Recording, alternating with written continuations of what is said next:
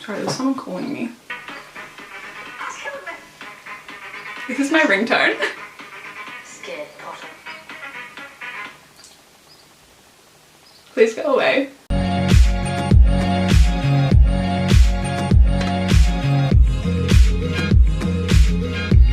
Hello guys and welcome back to my channel. So in today's video I'm going to be filming my November reading wrap up.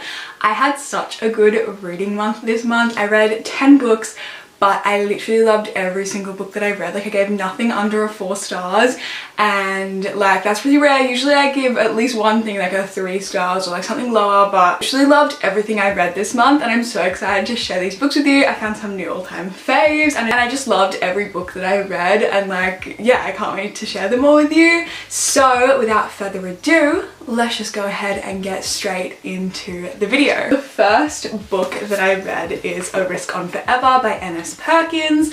This book was so good. I gave this one 4.5 stars. It just wasn't quite a 5-star for me, but I still absolutely loved it. So this book follows Addie and Matthias, and basically Addie has just lost her job. She is really struggling. She needs to find a new job to support her family. She looks after her mum passed away and she looks after her younger brother, and her dad is has been in like a really big depression since her mum passed away and can't really look after anyone because he's so upset that he lost his wife. And so she has to look after not only herself but her dad and her brother, and her brother is he's quite young, he's maybe like 5 or 6, and so she really needs to find another job. She sees this ad to be a carer for this woman who has ALS, and she needs a carer to look after her during the day when her son is at work. Addie applies for this job and she goes to this interview with Matthias, who is the love interest and also the son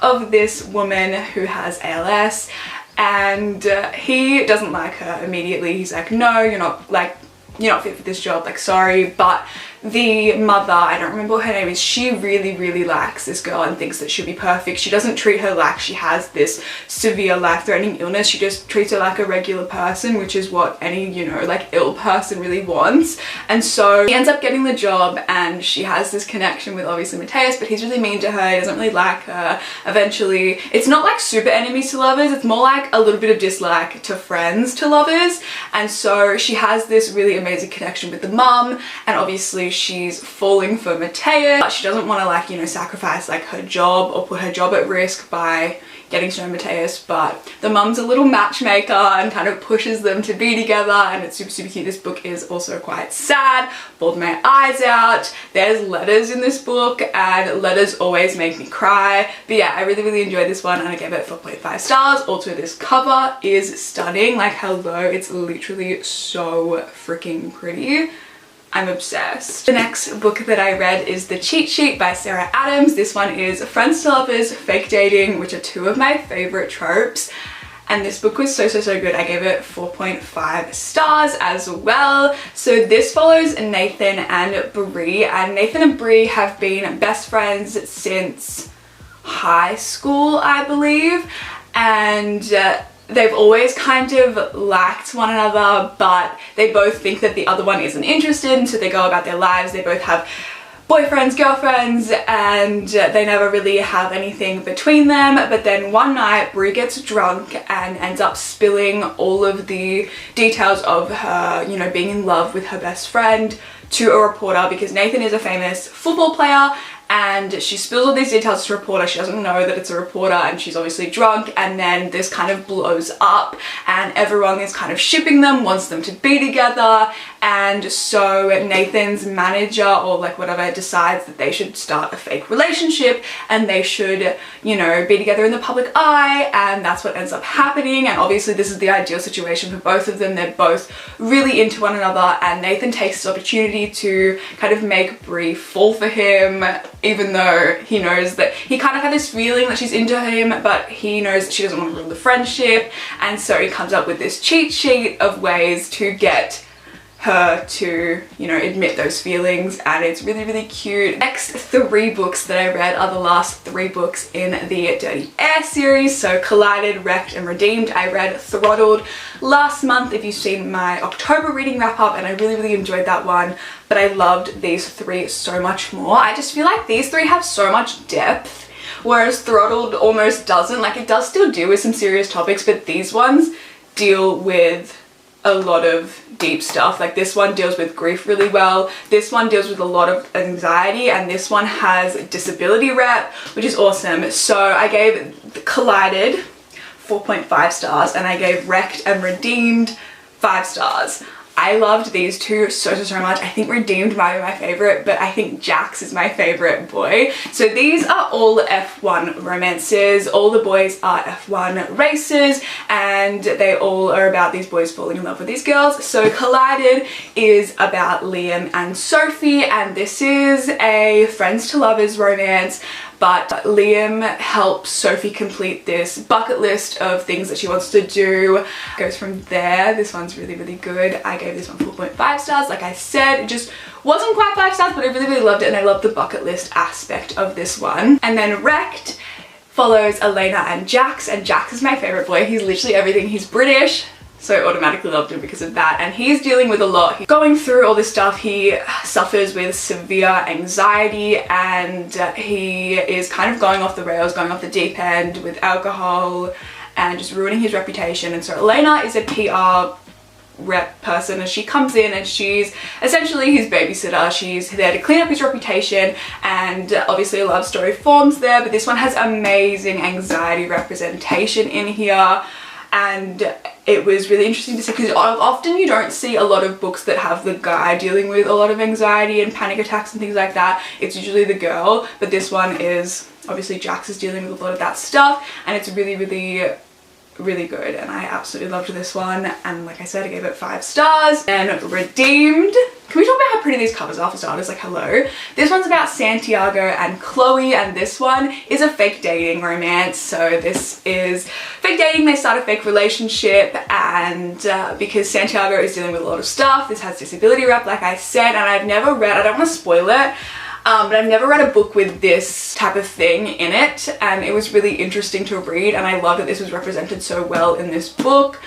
And this one was beautiful and heartbreaking and just so good. And like, it's about like Santiago kind of coming back from this thing that happened and coming out of this like depression that he's in, and dealing with all this stuff in a new environment because of things that have happened, and kind of, yeah, Chloe helps him with that. And I can't really say too much because I don't want to spoil anything, but this one is so good, and I think this one's probably my favorite. I just loved it so much. Like I said, I love fake dating, so yeah, I absolutely loved this series. And then the next book I read is Eleanor and Grey by Brittany C. Cherry. This book, oh my goodness, I gave this one 5 stars. It's stunning. It's childhood friends to lovers, second chance romance. I'm obsessed with this book. Eleanor and Grey, their love is everything. It's also single dad. So, you know, like all my favorite tropes in there. Single dad, childhood friends to lovers, literally stunning. I love this book. I hate the cover. Why do you have to put a man on the cover? Like, why do you have to put people on the cover? Just like, no.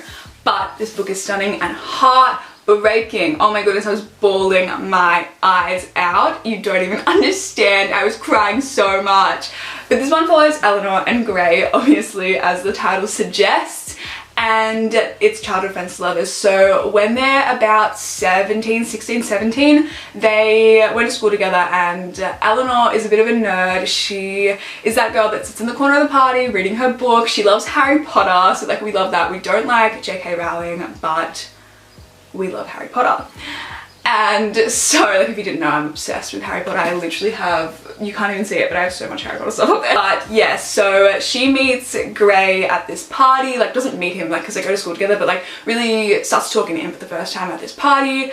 And she doesn't really want to be there, doesn't really want to be talking to him, but they kind of form this little friendship. She's going through a lot. Her mum is really sick, and so she's dealing with that. And Grey comes in and he's like, I'm gonna, you know, help you through this. Like, he lost his grandpa recently, and so he kind of knows what it's like to be dealing with that type of loss. And so he's like, I'm just gonna be that little light in your life. And once a week we're gonna hang out and I'm just gonna make you feel better and just forget about all that stuff that's happening just for one day. And they form this friendship and it's super, super cute, and obviously they're both super attracted to each other, and then eventually things do happen.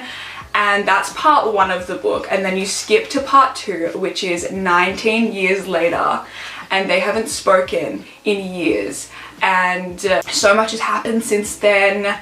And basically she gets this nannying job, nannying Grey's kids. He's just lost his wife, and so this has amazing grief like representation. It's like dealt with so well in this book, and I was obsessed. It's heartbreaking, and obviously she's nannying the kids, he's dealing with a loss, the kids are dealing with that loss as well, and this book is just so wholesome as well. Like the kids and her interactions with them are just so freaking sweet. Like I'm obsessed, and obviously there is still that connection there that's always been there since they were younger. Like they were so in love when they were younger, and things eventually do happen slowly. This is slow burn. But yeah, this book was heartbreaking. I loved it at the start. Like I loved their like childhood romance, and then when it got to the second part, I was shook at the time jump for starters, but I wasn't loving how Grey was treating Eleanor. He was really, really rude to her. Obviously he is going through a lot, but like that's no right to project your anger at the world onto someone else who's literally done nothing wrong, and he was so mean to her. But eventually he does get better. But this book is just so good. I'm obsessed. It's literally stunning. You have to read this. If you want a heartbreaking read this one, but it'll break your heart and put it back together. And it was literally stunning. The next 2 books that I read are the first 2 books in the Addicted/Cowboy Sisters series. I finally started it, guys. I finally did it. I'm actually currently reading the 3rd one, Addicted for now. So you'll have to stay tuned for my December wrap up to see my full thoughts on that one. But I'm really loving it so far. So Addicted to You and Ricochet are the first 2 books in the Addicted/Cowboy Sisters series. And yeah, I gave this one 4 stars and I gave this one 4.5 stars. So this is about Lily and Lo. There are 10 books in this series. They follow, 5 of them follow Lily and Lo, and then the rest of them follow, 2 of them follow Rose and Connor, who Rose is Lily's sister, and then the other one follows Daisy, her other sister, and her love story with Rack. And so the first 2 books, like I said, are about Lily and Lo. And they are childhood best friends, and they're actually in a fake relationship, and they're both dealing with addictions. She's addicted to sex, he's addicted to alcohol, and they're basically helping each other hide their addictions from their families, because their families are like really famous, like rich, famous in the public eye, and if it gets out it'll kind of ruin their reputation, and they don't want that to happen. So they kind of isolate themselves and have this fake relationship to hide their addictions. Really, really bad. Like their addictions are so bad, and they're enabling one another by being in this fake relationship. And so these books are about them going through that and also healing from that and getting the help that they need. And I really, really enjoyed it. So these 2 books are a bit slow, I'm not gonna lie. So if you have started this series and you've only read like the first 2, they're really slow, and they're not a whole lot does go on, but once you get to the 3rd book, stunning. That being said, I did still enjoy these ones. Very character driven, it's not very plot heavy, and so it's more you getting to know the characters and forming like your own relationship with them in a way. Like I feel like it was just like I was like having a conversation with a friend, and like she was just telling me about her day. And these 2 books are only told in Lily's point of view, and then you get Lo's point of view in the 3rd one, which I'm loving reading from his point of view. But yeah, I love the love that Lily and Lo have for one another, and like they're each other's home, they're each other's safe place, and it's literally so beautiful, and I'm obsessed with it. Like Lo, I love him so much. He's literally everything. But I think Connor might be my favorite. Like we haven't got a lot of Connor, but I'm kind of obsessed with him and Rose. Their relationship is kind of everything. I did definitely enjoy these ones, but it wasn't a 5-star read for me. Like I wasn't obsessed. When I was reading it, I wasn't like, oh my goodness, this is everything, I'm obsessed. But yeah, it's not like my all-time fave yet. I feel like it definitely has the potential to be that though, but once I get further in. But I'm really loving the characters, and I do enjoy it. But it's not like 5-star, oh my god, I'm obsessed at the moment. But I feel like Addicted for now definitely has the potential to be 5 stars. Last 2 books that I read on my Kindle. So the first one was Good Guys Don't Lie by Michaela Smeltzer. I never know how to say her name. This book is the 4th book in the Boys series. Follows all of these boys in this friendship group. They all go to college together. I loved the first 3 books, and this is the 4th one. Now this one shook me. I wasn't obsessed with Creed. In the other books you don't see a ton of him, but oh my goodness, Creed. Hello? You shook me. So this one's about Creed and Ophelia. Basically, Ophelia is failing her class and she needs a tutor, and so her teacher has asked this guy to tutor her, and that guy is Creed. But there's a little plot twisty thing in there with that, and there's a whole backstory between them meeting and stuff. And so yeah, he starts tutoring her, relationships do form, and it's so good. Creed surprised the heck out of me. He's a good guy, he is quiet, he has social anxiety, he's introverted, he's a little nerd, which is like adorable, like he loves Lego and comics and Spider-Man. But him during the spicy scenes, hello Creed, I was not expecting that. He shook me. Oh my god, I was like, whoa. What is happening? What is going on? It was like that TikTok sound, like the woman was too stunned to speak. That was me. I literally, my jaw was on the floor. I had to like pause my reading to compose myself because I was not expecting that. This book was so steamy. Like so steamy. Like the other 3 books in this series aren't like that. Like they have the spice and it's good. But it was nothing like this. Like this was crazy. I was like, what the heck? Creed, I was not expecting that from you. You're quiet and shy and you just wouldn't pick that. It was so good. This book is stunning. I gave it 5 stars. It surprised the heck out of me. Like I knew I was gonna love it, but like, I just wasn't expecting that. Like, it was so good. So if you're looking for something spicy, but also wholesome, this one's for you. It was so good. I'm obsessed. The last book that I read this month was There Are No Saints by Sophie Lark. This book? Oh my god. This is the first book in a duet. The second part of the duet actually comes out on Wednesday when you're seeing this video, and I cannot wait to read it. I will be reading it as soon as it comes out. Well, probably not as soon as it comes out because I'll be at work. But on my lunch break, you best believe I will be reading this because this book ends on a cliffhanger and I need part 2 right now. This is a serial killer romance. I know, kind of crazy. I guess I'm into serial killer romances now because hello, Cole is so hot. It's like, hello, you are everything. So this book is about Cole and Mara, and basically Cole is an artist and a serial killer. He kills people to make his art, and then he sells this art in these art shows for a lot of money. Yeah, so that's fun. But like when he's a serial killer but he doesn't kill her, like a respectful king, we stand. Like he doesn't kill women, he doesn't kill her. Stunning. He is a sociopath, a psychopath. What's the one where they don't feel emotions and then like mimic them to make them seem like they're feeling emotions? Sociopath? Not sure, but he's that. He literally feels nothing, and then he meets Mara and he starts to feel things, and he's like, what, I'm jealous? Like, what is this feeling? I'm regretful? Like, what is happening? And yeah, so basically he meets her at an art show, he sees her, she's also an artist. She is like super poor. She lives in this house with like 5 or 6 other people, and they all like rent it together. She works like 3 jobs, she's really struggling. And anyway, something ends up happening with her and this other guy. He does something to her to provoke Cole, and then he kind of becomes obsessed with her. And it's a little creepy. I'm not gonna lie, I was a little creeped out with the stalker shit that was going on. He gave me heavy Joe from You vibes. I was like, am I reading You right now? Because it feels a bit too similar. He was like really stalkerish, creepy.